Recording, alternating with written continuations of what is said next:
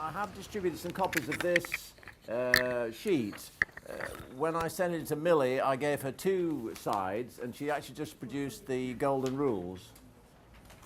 But on the other side is a review of Talking Cures for Schizophrenia, the basis of psychosis, which is really what I wanted to talk about. Before I get really started, there are 3 books that I want to stress.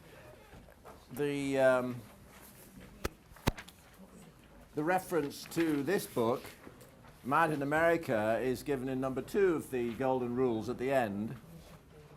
It's a grueling book. It's very well written, very well researched, and it answers a lot of the questions that have just been asked.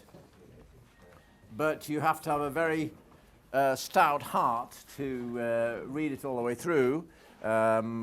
Robert Whitaker is a journalist from Massachusetts, and I am a executive director of the James Naylor Foundation, and I've got some flyers here about our forthcoming conference. I invited Robert Whitaker over, and he's actually even more stunning in person than in his book. So I cannot recommend this book highly enough. There was a parliamentary select committee drafting the mental health legislation, and I submitted a submission to that and offered to supply every member of that committee with a copy of this book, and there were no requests at all.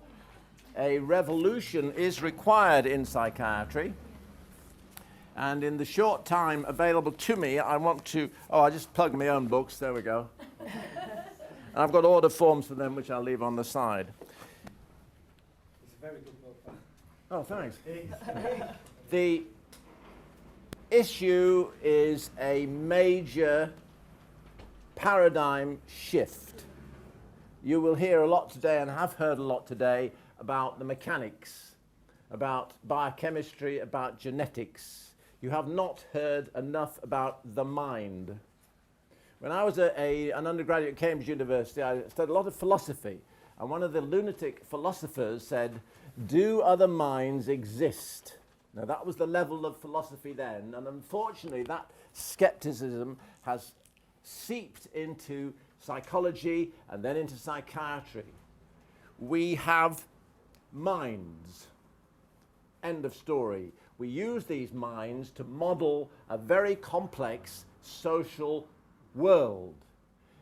We all have large cerebrums, as do whales and other social groups, because social groups are very complex, and you have to keep up with Mrs. Jones or Master Smith or whoever it is, and you have to think, and you have to have a very complex mental structure. So, the first the first change I would like to make is that mental disease is not a personality disorder, it's a perception disorder. It's not a general perception, it's a perception of reality disorder. This is obvious with the so-called personality disorders. People with agoraphobia sitting in this room would find this room a very dangerous place. That is a misperception. It is not a dangerous place. They are perceiving it as a dangerous place. First of all, the perception is real to them, and they need emotional education so that it is no longer real to them. And if you sit down with these people and talk about it, you find out why they think the room is a dangerous place. Now that's where psychiatry should be. Psychiatry should be the queen of medical science, and it is not, and it should be, because it should be a therapy for the mind. Now just on body-mind, we're one whole organism, and if you slice bits off, like a mind or a body, you lose. You treat the individual. So the first golden rule applies exactly to this. Human rights are therapeutic. Everyone is fully entitled to be treated with courtesy and respect as a human being, whatever their current state of mind. That's the law. If you go and listen to some of the stories we've just heard just now, if you go to almost any psychiatric facility, you will find that human rights are being disregarded. The law in this country says that the Human Rights Act takes precedence over all other legislation, and so it should. If you treat a person with courtesy and respect, they become saner. The mind is the organ of socializing. If you support socializing and you support fruitful feedback, social feedback, the insanity, which is by this definition is out of coordination with the social network, then that coordination improves. There is abundant evidence for this. It's absolutely staggering as well. In this book, he describes very clearly and has researched the original records of the Quaker Mental Hospital in York. We had reference to York just now, which is interesting. 1796, the local Quakers there founded what they called the Retreat, because one of their members had died in the local Bootham Park, as also mentioned, in the dungeon, because in those days lunatics didn't feel the cold, very convenient. So they used to chain them up in a damp cellar, and obviously people would die in such circumstances, and this member of the local Quaker meeting died. So the local meeting of Quakers, they're very wealthy at the time, bought this plot of land and built this retreat. They were just ordinary people. They treated every incomer with respect. Their success rate for psychosis has never improved since then, irregardless of the psychotropics, irregardless of all the drugs you can imagine. The success rate then has never been bettered. I was trained, fortunately, in the early 60s in therapeutic community. The ward cleaners sat in on the ward because they had contact with the patient. They were important in the social support. There is a scheme called the Soteria Network, which was established in the 1970s to find out scientifically why people in countries who could not afford psychotropic drugs got better and got back to work, whereas people in the West, where they had abundant pharmaceutical industries, they did not. So this man, Loren Motion was his name. He was the head of the schizophrenia department in the National Institute of Mental Health, set up a brilliant scientific study. He took 10 young schizophrenics and 10 control schizophrenics, and this lot he put through the normal orthodox system, and this lot he put into a hostel with untrained, friendly staff, social support. And there's a lovely story which appears on this one, where one of the inmates said, you realize, of course, that the Martians are coming to Los Angeles Airport tomorrow morning at 4 a.m. So they said, well, we'll go. They didn't say, right, double his dose. This is the social organ trying to cope with the problems of social interaction. They went to Los Angeles Airport. 4 a.m., 4:30, 5 a.m., must have got the date wrong, and they went back. That, I believe, is the first time that that man was taken, what he said was a significant. People said, you believe that? We'll find out. That's reinforcing their social skill, social ability, the social organ, the mind. The results were unequivocal, scientifically proven, controlled, studied. So what did they do? They replaced Loren Motion as director, they cut his funding, they said the results were anecdotal, and they took absolutely no notice. Now, if we want to cure psychosis, depression, bipolar, you name it, that's where we have to go. We have to say, look, this is a social organ disease. This is a social organ disorder. This is where social misperceptions have in play, and we have to correct them.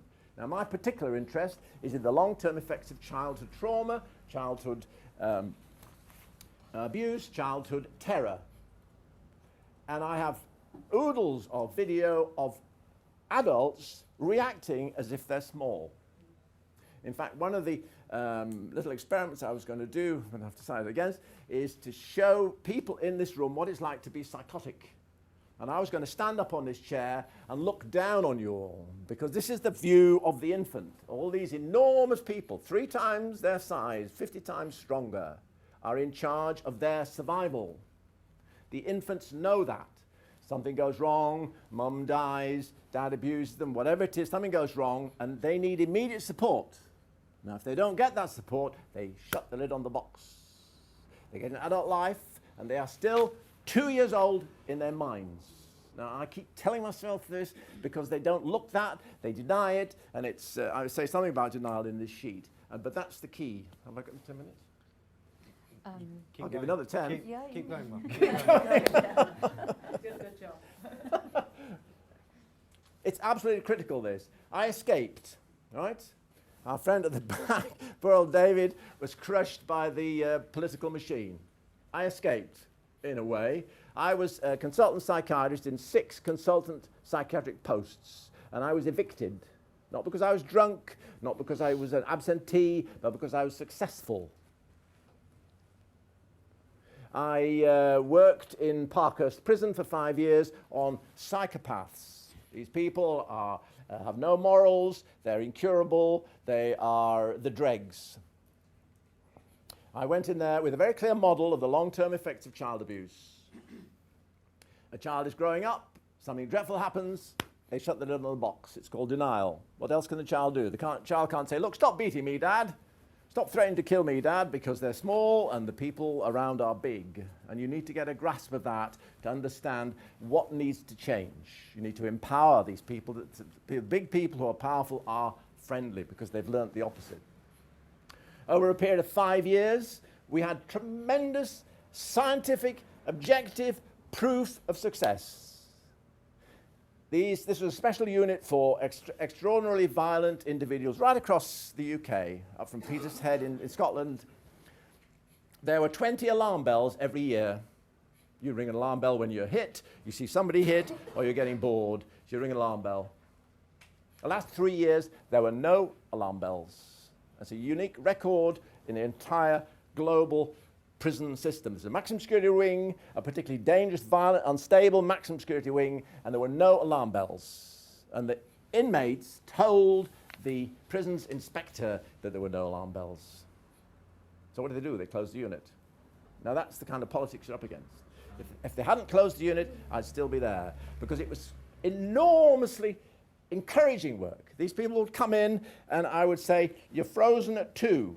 And they would be violent and they would have tantrums, and you'd gradually unpack that and they would stop being frozen at 2, as evidenced by the absence of alarm bells. I didn't invent that. You can't invent that.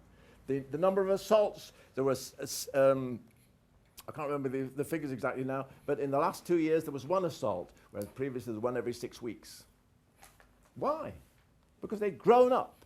They were using their mind for social benefit, for social interaction. We need a revolution to go back to where we were in the 1960s.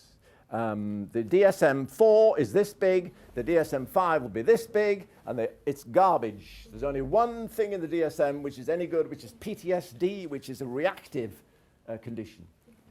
The DSM-1 is 1/4 of an inch thick, 1952, an excellent volume. The more you invent, you hear this appalling Pharmageddon. It's just absolutely diabolic. The drug companies pay for the research they want, and then it's a closed system, and it's diabolic. And we need to get back to human beings who are humane and can support other human beings. I want a Soteria network throughout the world, particularly in this country, in every small district. I'm going to stop in a minute. My ambition is to set up what I call emotion support centres. Now, these will be staffed by recoverers helping others recover. We established one on the Isle of Wight, and we ran into funding difficulties and various other problems, but I haven't given up. Because if you support people to examine this box, to examine the terrors, and you say to them, look, you're suffering from terrors. They don't want to tell you because they tell you and the terror gets worse, because that's what they've learned as children. Don't say you're a bad dad. Don't say you should never have done this, Dad. If they verbalize any of this self-assertion,